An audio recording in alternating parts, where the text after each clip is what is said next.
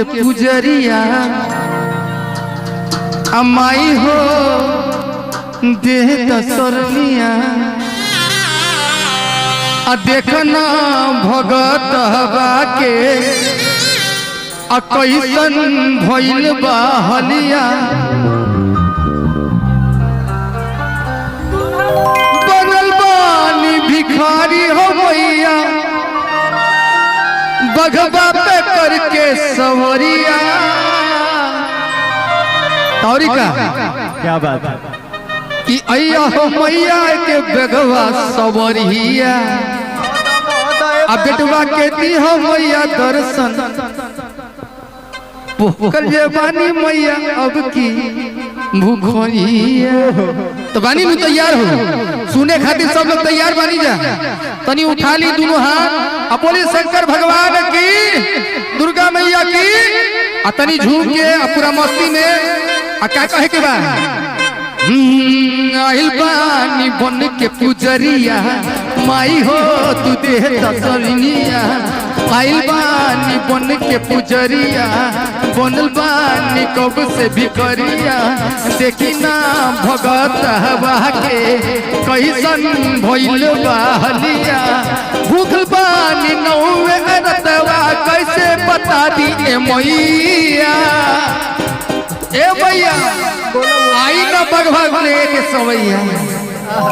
आई न मैया करके भगवा सवरिया आई न मैया करके भगवा सवरिया आई न मैया करके भगवा सवरिया आई न मैया करके भगवा सवरिया।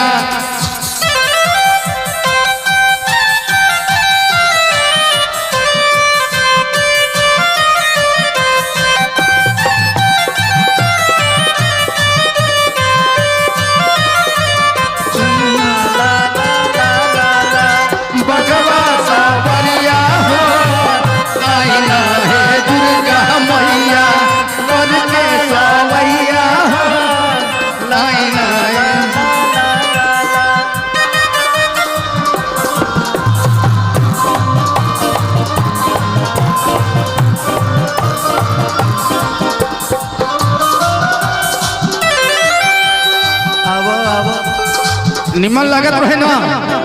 मजा आवत रहे किनकन करके मजा आवत रहे सारा दोनों हाथ उठा के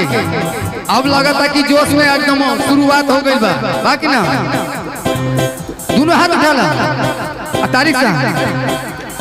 कहता नी मैया तो नी पगवा पे आई शेरावा पे लागल बाटे खूबे हो जाई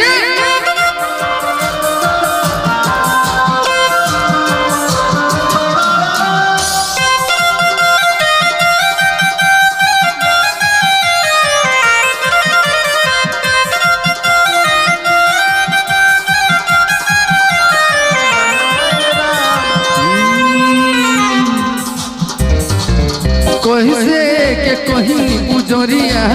माई हो तुले लसरनिया आइल बानी बन के पुजरिया